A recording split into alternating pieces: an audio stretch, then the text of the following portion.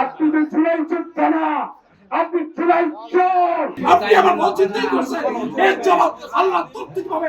আপনার ফ্যামিলি, আমার বউ বাচ্চাকে আপনি ফোন করেছেন, আমার বউ বাচ্চাকে চোখের পানি আপনি বানাইছেন। আল্লাহ তৌফিক, আপনার বিচার হবে, আপনার বিচার হবে, আপনার বিচার হবে। সবার জন্যই ভালো চপস্টিক ইনস্ট্যান্ট নুডলস। জনগণ ভোট দিয়েছে, জনগণ তার ভোটে ফলাফল দেখতে চায়।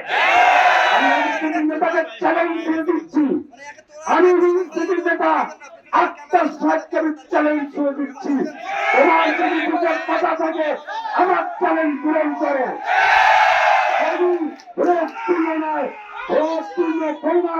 তুমি যদি যেত, আমি ইন্দ্রের ভরসা, আমি তোমাকে ফুলের মালা দিয়ে বরণ করবো।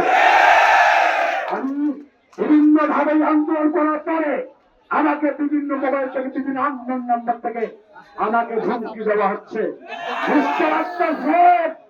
আপনি তো চুলাই যোদ্ধা না, আপনি চুলাই চোর, আপনি চুলাই চোর, আপনি জনগণের ভোট চুরি করেছেন।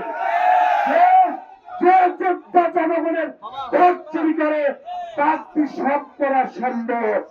আমি আপনাকে বলতে চাই, আপনি আমার চ্যালেঞ্জ গ্রহণ করেন, আপনি কিছু ভাবে চলে যান, আমার ভোটটা পূর্ণ করা হোক।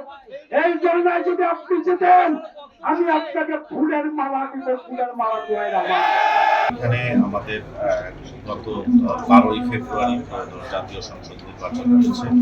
এই নির্বাচন সারাদিন ব্যাপী যে নির্বাচন হয়েছে সেখানে আমরা প্রায় 650-এরও বেশি সাংবাদিক, এই জেলা 650-এর বেশি আমরা জেলা প্রশাসনের কার্যালয় থেকে তাদের জন্য কিন্তু আমরা নির্বাচনী যে দায়িত্ব পালনের জন্য আমরা যে পাস সেটি কিন্তু আমরা দিয়েছি আপনাদেরকে। আপনারা পুরা জেলায় ছড়িয়েছিলেন এবং জেলা থেকে সংবাদ গ্রহণ করেছেন এবং নির্বাচনী যে কার্যক্রমটি সম্পূর্ণরূপে সেখানে অবজার্ভ তো আমাদের সকালবেলা সেই দিন নির্বাচন শুরু হয়েছে যথাযথভাবে। আমি একটু আগেও বলেছি যে এই নির্বাচনী কার্যক্রম কিন্তু প্রায় আমাদের সারা জেলায় প্রায় 30,000 লোক একত্রে সবাই কিন্তু কাজ করেছে।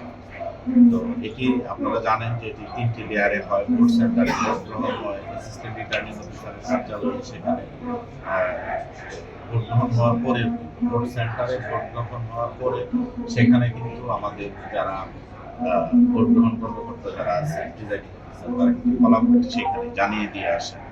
তো প্রত্যেকটি সেন্টারের ফলাফলগুলো সম্মিলিতভাবে সমন্বয় করা হয় উপজেলা পর্যায়ে অ্যাসিস্ট্যান্ট রিটার্নিং কার্যালয়। অ্যাসিস্ট্যান্ট রিটার্নিং অফিসার তাদের যে নির্বাচনের নির্দিষ্ট সফটওয়্যার আছে, সেই সফটওয়্যারের মাধ্যমে আমাদের কাছে সফটওয়্যার ভিত্তিক যে তথ্য সেটি জেলা প্রশাসনের কার্যালয়ে এবং তারা সরজমিনে